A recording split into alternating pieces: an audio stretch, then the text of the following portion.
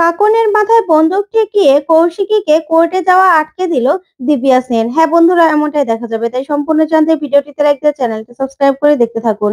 গল্পের শুরুতে দেখা যাবে বৈদেহী জগদ্ধাত্রীকে আম খাওয়ায়, তারপরে খাইয়ে বলে, নাও খাওয়া হয়েছে তো, হয়েছে তো, তোমরা মা মেয়ে আমাকে একদম খাটিয়ে খাটিয়ে আমার হাড়ের মধ্যে দুব্বা গজিয়ে দিলে, এবার শান্তি হয়েছে তো তোমাদের মা মেয়ের।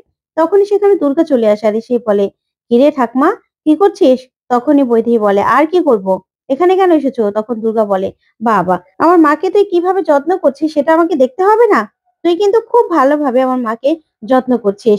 আমি না তাতে অনেক খুশি হয়েছি, অনেক খুশি হয়েছি সত্যি। তুই আমার সন্টু মনা, তুই আমার ঠাকমা। তখনই বৈদেহী বলে, হয়েছে হয়েছে। তারপরে কৌশিকী সেখানে চলে আসে, এসেই বলে, কি হচ্ছে এখানে? তখন দুর্গা বলে, জানিস তো, দেখ না, আমার ঠাকমা একদম আমার মনের মতো হয়ে গেছে, কত ভালো। তখন এই বলি জোর করে বৈদেহীকে জোর করে আমের আঁটি খাওয়াতে থাকে দুর্গা। তখন এই কাণ্ড দেখে কৌশিকী হাসতে থাকে আর মোবাইলে ছবি তুলতে থাকে। তখন কৌশিকী বলে, খুব ভালো লাগছে। তখন বৈদেহী বলে, আমটা খাইয়ে দিলে? তুমি তো জানো আমার ডায়েট কি, আমি তো সকালবেলা এসব খাই না, আমার ফিগারটাও তো মেনটেন করতে হবে। তখন কৌশিকী বলে, আচ্ছা কাকিমণি, একদিন না একটু খেলে কিছু হয় না?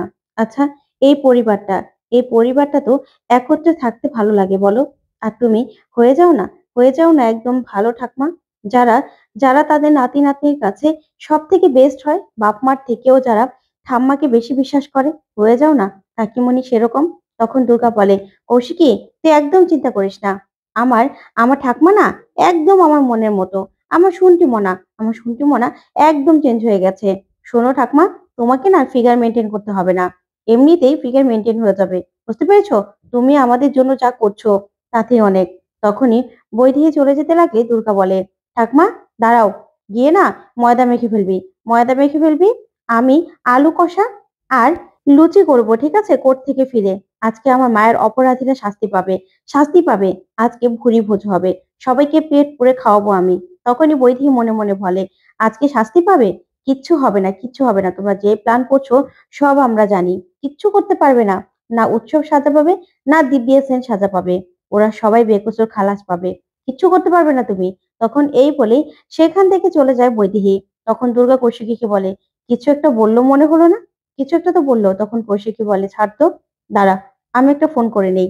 তখন এই বলেই সাধু বটাকবলকে ফোন করে কৌশিকী। তখনই সাধু বটাকবল বলে, হ্যাঁ ম্যাডাম বলুন। তখন কৌশিকী বলে, আচ্ছা, ওইদিকে সব ঠিক আছে তো সাধুদা? তখন সাধু বটাকবল বলে, হ্যাঁ হ্যাঁ ম্যাডাম, আপনি যা বলেছেন সেই মতো সব কাজ করা রেডি। তখন কৌশিকী বলে, আচ্ছা, জগদ্ধাত্রী আর দুর্গাকে এখান থেকে আমরা নিয়ে যাব, আপনারা জগদ্ধাত্রীকে নিয়ে যাবেন, আর এদিকে স্বয়ম্ভু নিয়ে যাবে দুর্গাকে। আর পিছন থেকে পিছন থেকে ফোর্স যাবে অন্য গাড়িতে, আর সামনে আমি, ঠিক আছে? এর অনর্থা যেন না হয়। তখন সাধু পাঠকবল বলে, না না ম্যাডাম, কোনো কোনো অন্যরকম হবে না, আমার এত বছরের এক্সপিরিয়েন্স, সেটা না হয় দেশ সানালের জন্য আরেকবার না হয় আমি সবটা করলাম, কোনো সমস্যা হবে না আমার। আপনি যেরকম যেরকম বলেছেন ঠিক ওরকম সব ব্যবস্থা করা আছে। তখন কৌশিকী বলে, ঠিক আছে। এই বলে ফোন রেখে দেয়। তখন কৌশিকী দুর্গাকে বলে, দুর্গা, তোর মাকে রেডি করিয়ে দে, আর তুইও রেডি হয়ে যা, ঠিক আছে? আজকে কিন্তু অনেক সাবধানে যেতে হবে, সব প্ল্যান মাফিক করতে হবে, না হলে কিন্তু একটু গন্ডগোল হলেই ঝামেলা হয়ে যাবে। তখন দুর্গা বলে, না রে কৌশিকী, তুই চিন্তা করিস না, দাঁড়া, আমি মাকে রেডি করে দিচ্ছি, আমিও রেডি হয়ে যাচ্ছি। ওইদিকে দেখা যাবে মেহেন্দি আড়াল থেকে সবটা দেখতে থাকে। তখন মেহেন্দি মনে মনে বলে, দুর্গা, তুমি যে প্ল্যান করেছো না, কিচ্ছু সাকসেসফুল হবে না, কিচ্ছু না। আমি তো জানি তোমরা কি করবে। ও, যখনই দেখা যাবে দিব্যা সেন মেহেন্দিকে ফোন করে। তখনই মেহেন্দিকে বলে, সব ওইদিকে ঠিক আছে তো? তখন মেহেন্দি বলে, হ্যাঁ হ্যাঁ, ওরা না না প্ল্যান মাফিকই চলছে। ওই যে কৌশিকী কৌশিকী মুখার্জি দুর্গাকে আর জগদ্ধাত্রীকে এখান থেকে নিয়ে যাবে, তারপরে একটা জায়গায় গিয়ে জগদ্ধাত্রী আর দুর্গা পাল্টে যাবে। সেখান থেকে দুর্গা চলে যাবে কোর্টে, আর জগদ্ধাত্রী সেখানে আটকে পড়বে। তখনই দিব্যা বলে, যতই প্ল্যান করুক না কেন, আজকে কিচ্ছু করতে পারবে না, কিচ্ছু করতে পারবে না কৌশিকী।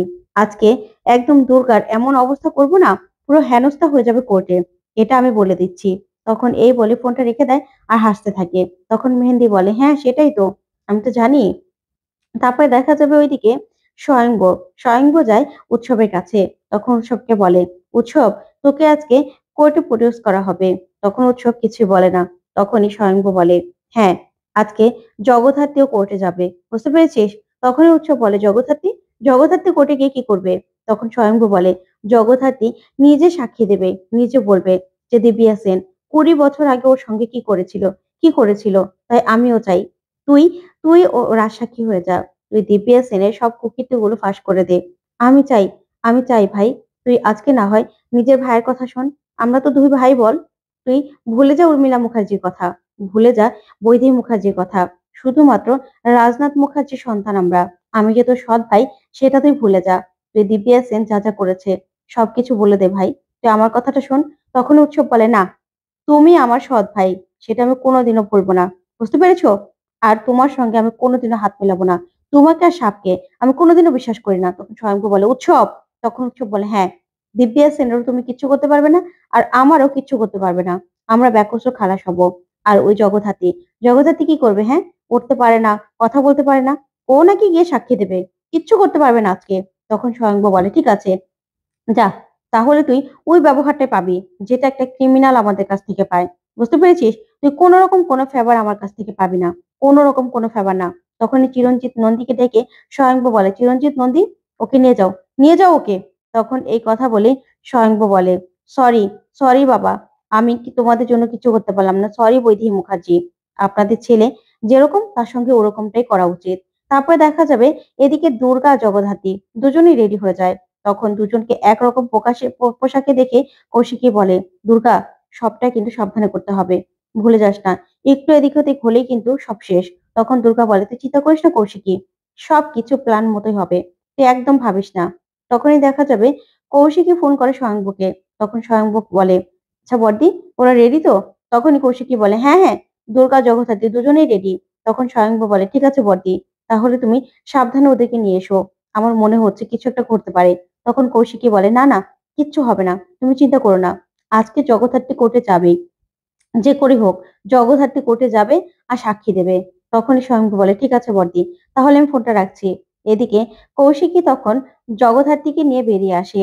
তখনই রাজনাথ বলে, আচ্ছা কৌশিকী, তোর কি মনে হয় আজকে জগদ্ধাত্রী বলতে পারবে, ও শাস্তি দিতে পারবে অপরাধীদের? তখন কৌশিকী বলে, হ্যাঁ কাকুমণি, আমার মনে হচ্ছে, আমার মন বলছে জগদ্ধাত্রী পারবে। জগদ্ধাত্রীকে যে পারতেই হবে, আজকে জগদ্ধাত্রীকে পারতেই হবে। সবার সামনে দাঁড়িয়ে বলতে হবে, জজ সাহেবের সামনে দাঁড়িয়ে বলতে হবে ওই দিব্যা সেন কি করেছিল ওর সঙ্গে। তখনই বৈদেহী আসে আর এসেই বলে, কি করে কোনো মিরাকেল ঘটবে? না হলে জগদ্ধাত্রী কি করে কথা বলবে? ওকে কেন নিয়ে যাচ্ছ? তখনই কৌশিকী বলে, শোনো কাকিমণি, সেটা নিয়ে না তোমার ভাবনার কোনো দরকার নেই। তখনই বৈদেহী বলে, কেন? আচ্ছা, কি করে জগদ্ধাত্রী সাক্ষী দেবে কোর্টে? তখন কৌশিকী বলে, দেবে, দেবে জগদ্ধাত্রী সাক্ষী দেবে। তখনই সেখানে মেহেন্দি চলে আসে আর এসেই বলে, কি করে বড়দি, আপনি কি রূপোর কাঠি সোনার কাঠি পেয়েছেন নাকি, যে ম্যাজিক করে সেখানে জগদ্ধাত্রী উঠে বলবে, হ্যাঁ জজ সাহেব, ও গিলটি, দিব্যা সেন গিলটি? কি করে বলবে? আপনার না মনে হয় রেস্টের দরকার, আপনি না রেস্ট নিন। তখনই রাজনাথ বলে, কি কৌশিকী, কি বলছে, তুমি রেস্ট নেবে? তখন কৌশিকী বলে, আসলে কি কথায় আছে না কাকুমণি, যে গাধাকে পিটালে ঘোড়া হয়, কিন্তু কিছু কিছু গাধা আছে পিটালেও না ঘোড়া বানানো যায় না। তখনই মেহেন্দি বলে, বড়দি, আপনি আমার সঙ্গে এরকম ভাবে কথা বলতে পারেন না। তখন কৌশিকী বলে, তাহলে না তোমার মুখটা বন্ধ রাখো, বন্ধ রাখো তোমার মুখটা। তুমি না এসব কথা একদম বলবে না। জগদ্ধাত্রী কি করবে না করবে সেটা জগদ্ধাত্রী বুঝে নেবে। বুঝতে পেরেছো? তখনই বৈদেহী বলে, কি করে বুঝে নেবে? ওকে উঠতে পারে না কথা বলতে পারে, ও তো কিছুই করতে পারে না। ও কি করে সাক্ষী দেবে আমি তো সেটাও বুঝতে পারছি না। তখন কৌশিকী বলে, শোনো কাকিমণি, তোমাদের না এসব নিয়ে ভাবতে হবে না। তখন রাজনাথ বলে, তোমরা না হয় এসব নিয়ে নাই ভাবলে, সেটা কৌশিকী বুঝে নেবে। বুঝতে পেরেছো? তো বন্ধুরা, কৌশিকী কি পারবে সত্যি জগদ্ধাত্রীকে কোর্টে নিয়ে দিব্যাকে শাস্তি দিতে? অবশ্যই কমেন্ট করে জানাও। ধন্যবাদ।